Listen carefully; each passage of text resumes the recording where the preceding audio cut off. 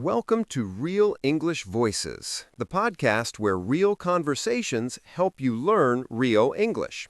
I'm Tom. And I'm Ria. And today we're diving into one of the trickiest, most frustrating parts of English grammar, you guessed it, prepositions. Ah, yes, those tiny little words that somehow carry enormous power. Words like in, on, at, for, by, with. They look innocent, but they're like the silent assassins of English grammar. Exactly. You think you know them, and then suddenly, boom, you say, I live at Mumbai instead of in Mumbai, and your English teacher gives you that look. That look that says, you were so close, but not quite. And honestly, I get it. Even native speakers mess up when learning other languages.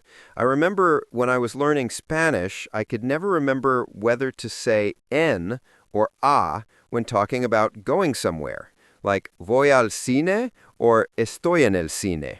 It felt so random. Oh yes, totally.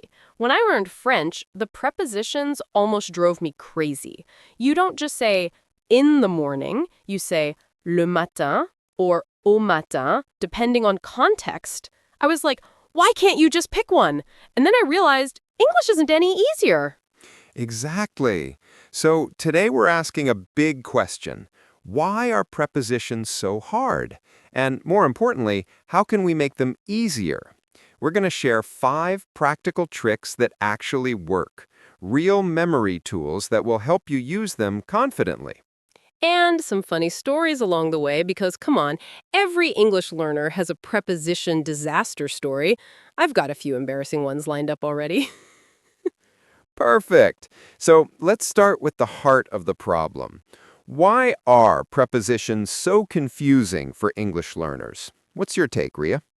I think it's because prepositions don't have clear logic. They aren't always about physical positions or directions, even though they start that way. For example, on the bus and in the car. Logically, both are places where you sit inside, right? Yeah, but somehow it's on the bus and in the car. I remember a student once told me, Tom, I don't sit on the bus, I sit in it. And he had a point. I've had that exact conversation.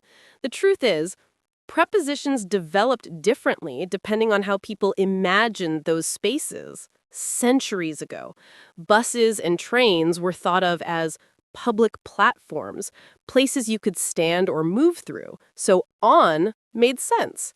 Cars were seen as enclosed, private spaces. So in felt right.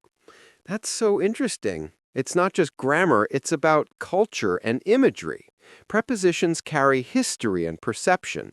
English learners often try to memorize them logically, but sometimes you just have to feel them. Exactly. Prepositions are like tiny emotions inside a sentence. They tell you how things relate, but through feeling, not rules. Like, I'm in love, not at love. You can't explain it logically. It just carries a sense of being surrounded or immersed. Wow, that's poetic. In love, surrounded by emotion. That's the kind of example that makes English beautiful, even when it's hard. So, before we jump into tricks, let's agree on one thing. You can't master prepositions by force. You master them through listening, noticing patterns, and connecting them with feelings and images. Beautifully said. Okay, let's move to our first trick. Trick number 1, think in images, not translations. When you hear a preposition, try to imagine the picture it creates. For example, on is like something touching a surface. On the table, on the floor, on your mind. Even abstract uses of on carry that sense of contact. Right. And in is like being surrounded or inside something. In a room, in a relationship, in trouble. You're inside that situation. Visual learners especially love this. I once taught a student who drew comic strips for every preposition, like a pencil standing on a table, then falling in a box. It worked like magic. That's a great idea. Okay, trick number 2, use phrases, not words. Never memorize at, on, or in alone. Memorize them as part of clusters, like at night, on Monday, in the morning. When you hear them often enough together, your brain links them as one rhythm. That's genius. It's like learning a dance move instead of a single step. If you only memorize the word on, you freeze. But if you know on Monday, on the way home, on purpose, it flows naturally. Exactly. And you'll start to feel wrong combinations instantly, like your brain says, wait, at Monday doesn't sound right. That's your internal grammar voice building itself. Trick number 3, notice patterns across categories. For example, we use at for specific points, in for big areas, and on for surfaces, like at 5 p.m., in 2025, on Monday, or at school, in India, on the island. Once you hear them as part of a bigger pattern, it starts feeling less random. Yes, and this one really helps with time expressions too. Many learners get tangled between in the morning, on Sunday, and at night. But if you remember, time is like zooming in with a camera. Big time equals in. Medium equals on.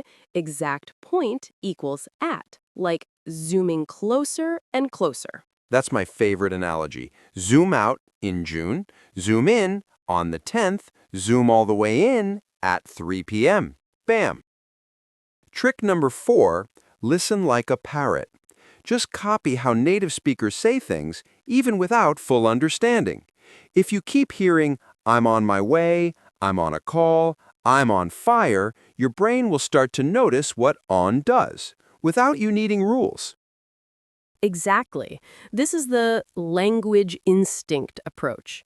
Adults forget to trust their ears, but kids do this naturally. They repeat what sounds right. So watch movies, listen to podcasts, and repeat full expressions out loud. Yes, and that brings us to the final trick. Trick number 5. Make mistakes boldly. Don't freeze when you're unsure. Use what you think is right and notice the correction later. That process of trial and error builds intuition faster than any grammar chart. That's gold. The learners who improve the fastest are the ones who dare to be wrong in public. They speak, hear feedback, and adjust. The quiet perfectionists often stay stuck because they're afraid to sound silly. Totally. When I was learning English, I once said, I'm married with a great guy. My teacher laughed kindly and said, you mean to a great guy. I felt embarrassed for 1 minute, but I never forgot it again. Exactly. You learn best from small emotional moments like that. That's how memory sticks. Emotion plus repetition. So let's recap those 5 tricks.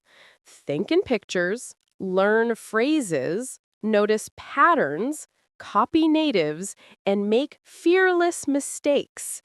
When these combine, prepositions stop feeling mysterious. They start feeling intuitive.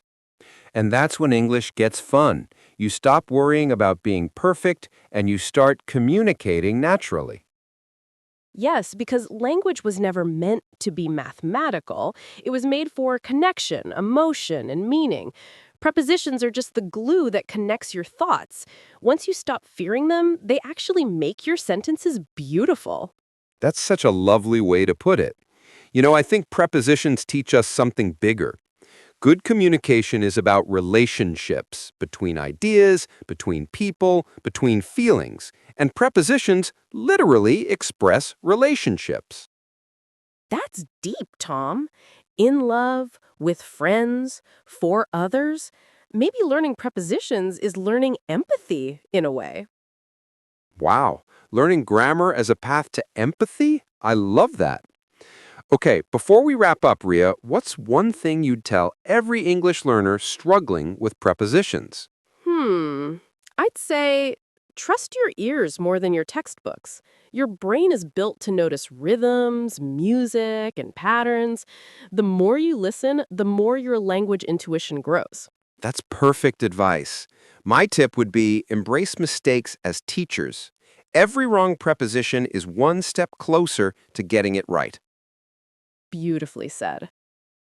Well, that brings us to the end of today's episode, Why Prepositions Are So Hard, and 5 Tricks to Remember Them. If today's chat helped you, try using those tricks in real life. Describe your daily routine out loud, notice prepositions in everything you hear, and laugh at the funny ones. Language grows through joy. And through connection. And that's what Real English Voices is all about. Thanks for joining us today. Keep speaking, keep listening, and keep falling in love with English. Until next time, Stay curious, stay confident, and stay connected. see you soon, friends.